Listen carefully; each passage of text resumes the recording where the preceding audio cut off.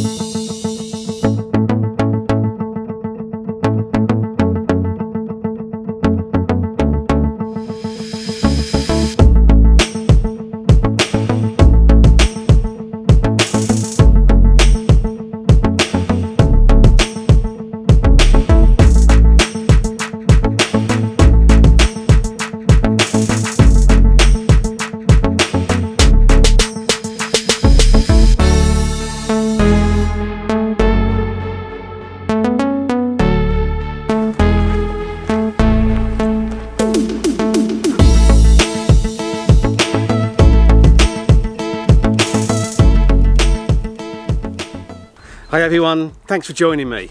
And this is Biar, at least I think that's how you pronounce it. Maybe something a little bit different, but Biar sounds about right. Up there on the hill, somewhere there, is the castle at Biar. And I love castles. I mean, who doesn't love a castle? And they can be really photogenic. But the big problem with castles is they're normally built up right up on the top of hills. So if you get close into a castle, you're going to have to shoot wide angle, and you're going to have to angle the camera up, and then the castle's all going to be leaning, and it's just not going to look very nice. So I tend to try to photograph castles the same way that I do mountains. I get a bit of a distance to them so I don't have to do that. Now I've come out here today to check out two locations that might make for an interesting vantage point to photograph that castle there. And the first one is down by this medieval aqueduct behind me. And what I was hoping was that I could get a slightly distant view on the aqueduct, have it as a kind of a leading line with the arches visible, but kind of leading across and taking the eye up to the castle. But I can't do that unless I get in very close, very wide angle, sort of 30mm or less, to make the aqueduct look good. And then of course that castle is really small, and the image becomes much more about the aqueduct than it does about the castle. And shooting from here with a telephoto lens and just having the castle in the frame, I'm actually too low down and a bit too close. So again, the castle doesn't look particularly nice from here. I've toyed with the idea of getting low down, sort of down underneath the aqueduct, shooting through the arches and having them frame the castle, and that might work, but it's not grabbing me at the moment. Now there's another location which is only, I don't know, 10 minutes drive from where I am now, which offers a different vantage point, which probably wouldn't have anything in the way of like a foreground interest or a lead-in line like this, but might allow me a clear shot at a similar elevation to the castle. So it's up on a hill, so I can shoot kind of straight across, and that means that hopefully the castle will look nice even if I don't have that interesting foreground element. So I'm going to go and check that out. I've got time to go and check that out and then make a decision on whether I'm going to shoot from here or the other one. So let's go and check out the other location.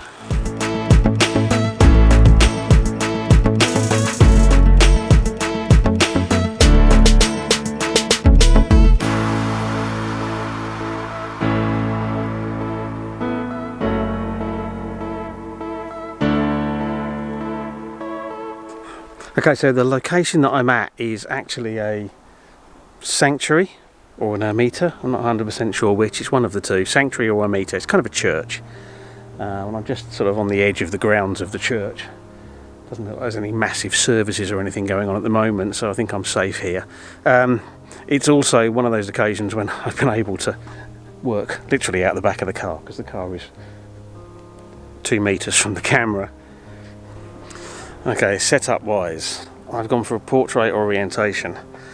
I've got the 70-200 lens on, which is at about 135mm, I think, and I've got a circular polarizer on, really just because it's helping to add a little bit of contrast to the scene, particularly bringing out a little bit of blue in the sky, because the sky is very bright.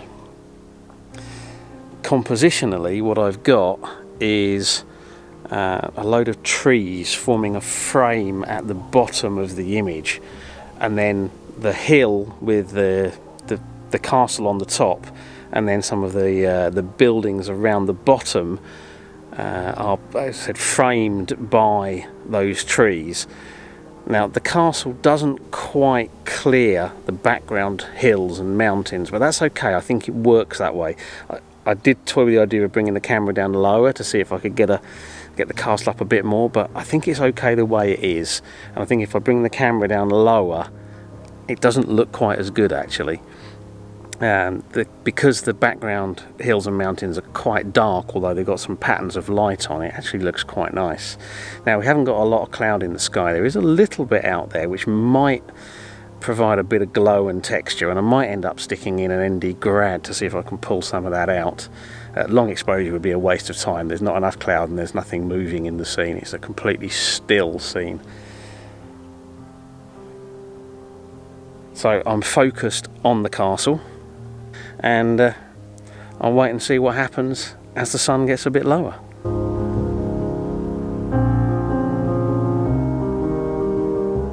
Okay, so I already know that I'm going to be cropping this either 5x7 or 8x10, depending upon how it looks when I get it back on the computer.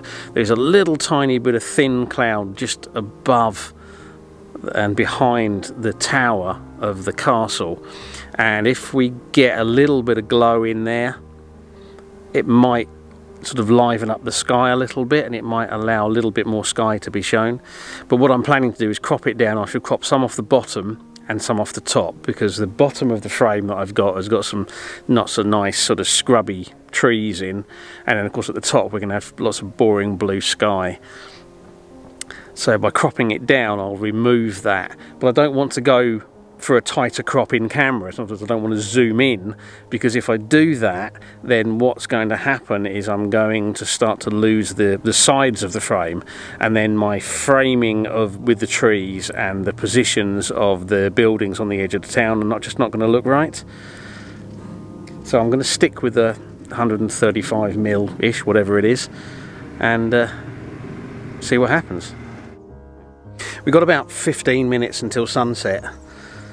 Maybe a bit more, maybe 17-18 minutes until sunset, but I suspect the sun will disappear behind, well, certainly on the scene that I'm looking at right here, the sun's going to disappear behind some trees in a minute, but I suspect it will disappear off of the scene and stop putting light on the castle fairly soon.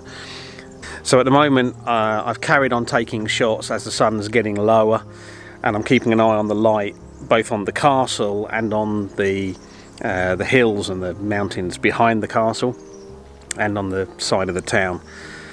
There's a little bit of light also on the trees. I'm keeping an eye on that, but the trees are quite shadowy, so for that reason I am keeping a close eye on my histogram, making sure that my highlights aren't blown out and my shadows aren't clipped. If I start to get too dark a scene in the shadows, then what I may do is do another exposure, a brighter exposure for that, so I can blend it in if I need to.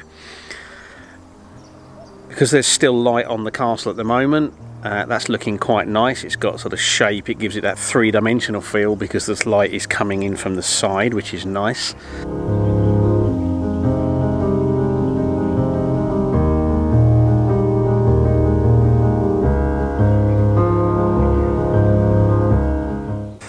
Okay, the last of the sun is disappearing off of the castle now. Try and show you. Probably can't see. There's still a little tiny bit on there. I'm still just holding out hopes that little bit of cloud behind there might pick up some light. So it could be worth hanging on for a bit longer. We are now about 5 minutes before sunset. The real shame is there's a band of cloud just off to the left of the castle as I'm viewing it. and that's picking up a bit of colour, but it's too far out of the frame. There's just no image, no composition to be had that includes that. So I'm still just hoping that we might get a little bit of sort of cloud banding over behind the castle.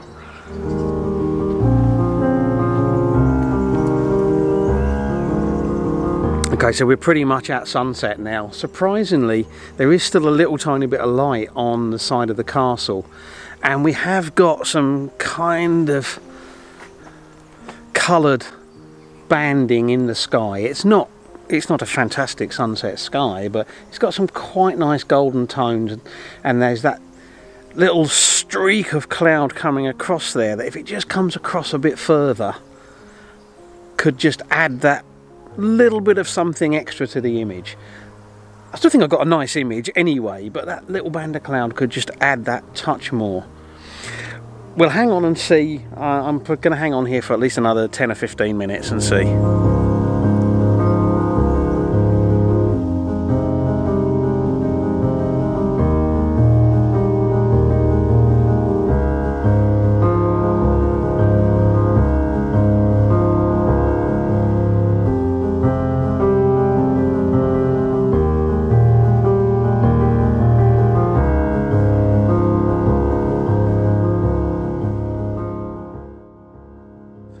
Okay, the sun's gone down, the direct light's gone off the scene. I've taken the circular polarizer off now because it's not doing anything without any direct light on the scene.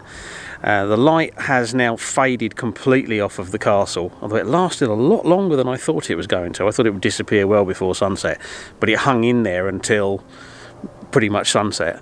So obviously the sun wasn't dipping so much behind mountains as I thought. That band of cloud that I keep hoping is going to come across is stubbornly staying to the left of the castle, too far over to the left. There's a little bit just extending across, and that might add just that hint of something extra, but it's a shame because the left hand side of that cloud, which is sort of way out of the frame, has actually picked up some quite nice colours. Nevertheless, we've actually got some quite nice pinkish tones in the bottom of the sky, but it's looking pretty nice. I'm hoping I've got a nice image here tonight.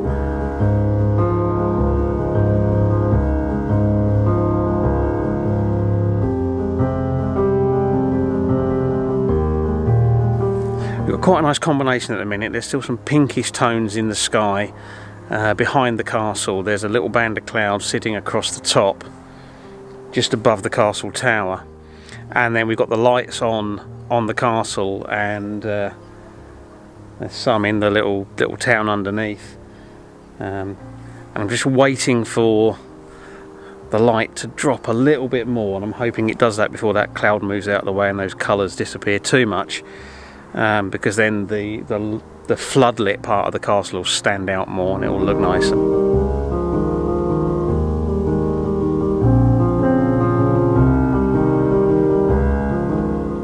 Okay, we are now 40 minutes after sunset. We've got a nice glow going on in the sky. It's got some lovely colours, and still that band of cloud just sitting across the top.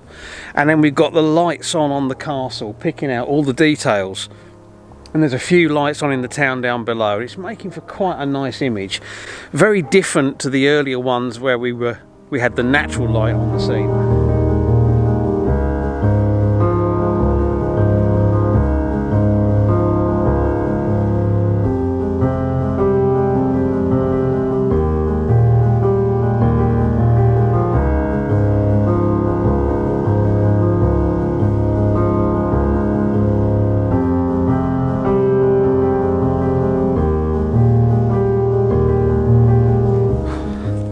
Okay, it's getting dark and it's getting cold now.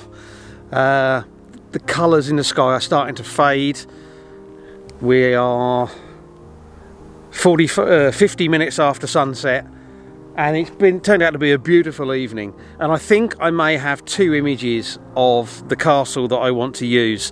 The first image will probably be one side lit by the sunset, or by the low sun, with maybe just a hint of colour in the sky.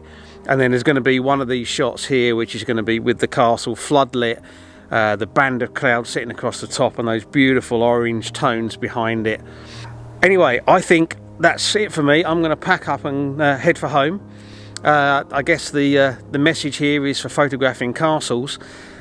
Quite often the best way to do it, if you want to put the whole castle in, is to get a bit of a distance away and try to get up high so that you're shooting level on the castle rather than having to go wide angle and angle up, and the castle probably just looks horrible. Of course, if you want to get close up to the castle you can do, but then it's better to shoot some of the smaller details.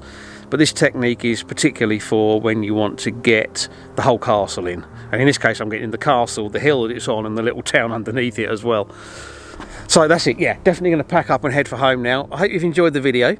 If you have and you're not already a subscriber, then please consider hitting subscribe and maybe just tapping that little bell symbol so you get a notification every time I put a new video out. If you have enjoyed the video, then giving it a like or sharing it on social media would be much appreciated. And I'd love to hear what you think. Leave me a comment. As always, I really appreciate you taking the time to watch, so thank you very much. And until the next video, bye.